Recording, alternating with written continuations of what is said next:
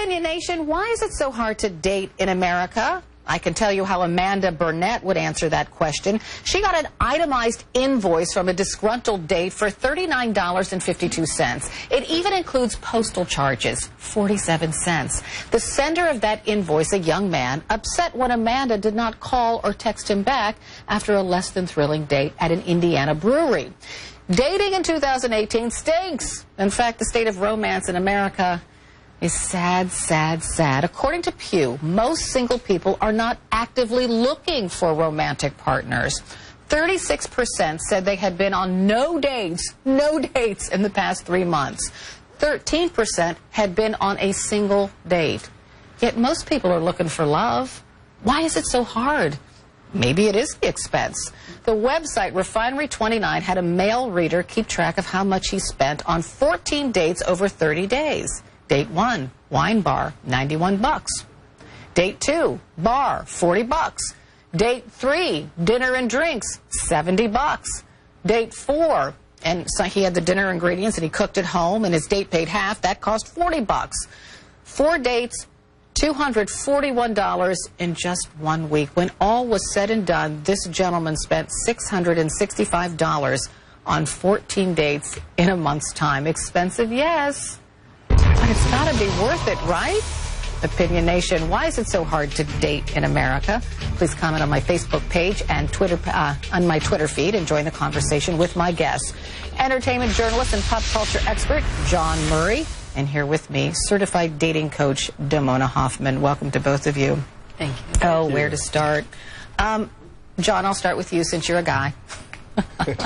So, this guy sent this woman an invoice because he wanted her to pay him back for this bad date. Why would a man do such a thing?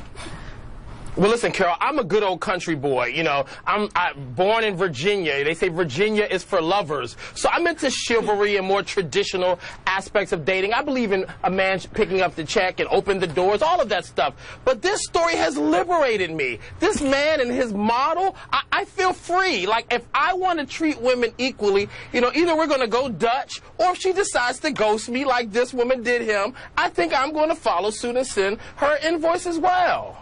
Wow, Damona, wow. That is not a great dating philosophy there. And you can see the backlash of Twitter was very strong against this guy because not only did he send her the invoice, but he sent it after the date. So he had agreed to pay for the date, but then he had second thoughts when he didn't get the response that he wanted. It's like, oh, if she doesn't put out, then she has to pay up. That is not the right philosophy. I know, to follow. that's like so 1952, Jawn.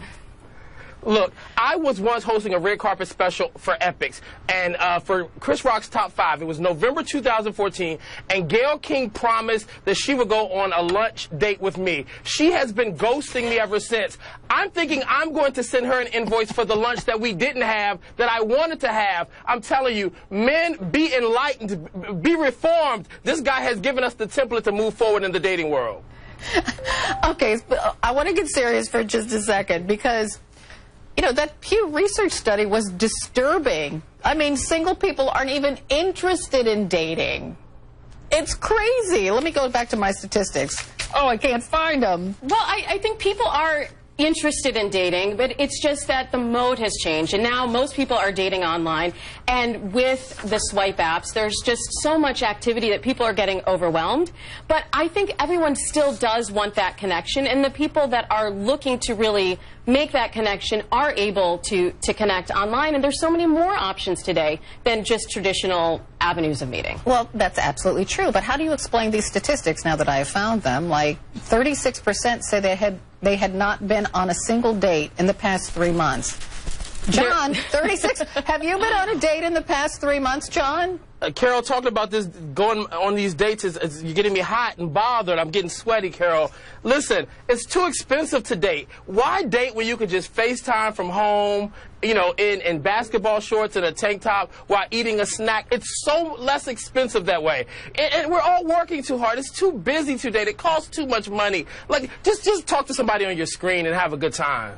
But you don't have to spend that much money on a date, and I recommend that my clients actually do sort of a pre-date now. now, because if you're spending as much as the man that you mentioned on a date, $600 a month, then you are going to get burned out. Then you are going to retreat from the dating pool, and then we're not having the love that we should be having in today's world. I need you to hook me up with one of your ladies, because all the ones I go out with, they want 5-star meals, they want fancy gifts. Can you hook me up with one of your clients? I like a good practical date. See, I find that most women are willing to go Dutch these days because, you know, women make money these days and they can. So you're saying, John, that most women that you date want you to pay for everything? Oh, yeah, these are high-end women with extravagant tastes. They don't want to hear Dutch. They want to hear French. They want to hear Lebanese. They want to hear Thai. Whatever I'm paying for, they want to hear. I don't know who these other women are, but if you got a list of them, please email them to me. I'll send you a list after the show. But I do find that now that women are able to contribute to the date, millennials do find that more of them are spending money going Dutch on a date. The problem with the article that you mentioned is that he came to it after. If you agree to pay for the date, you have to let go of any expectation of what's going to happen after. It was the ghosting of him, though. You never ghost a person. You can say respectfully that I don't want to move forward. You can be polite. The moment you ghost somebody, you've disrespected them, and they should send you an invoice. And let's be real. Let's be real, though. I mean, ghosting it's commonplace in today's world. It's cowardly, but more people are doing it, and it's just what everyone's doing. All right, I have to end the conversation, but I have enjoyed it. John Murray, Damona Hoffman, thanks so much.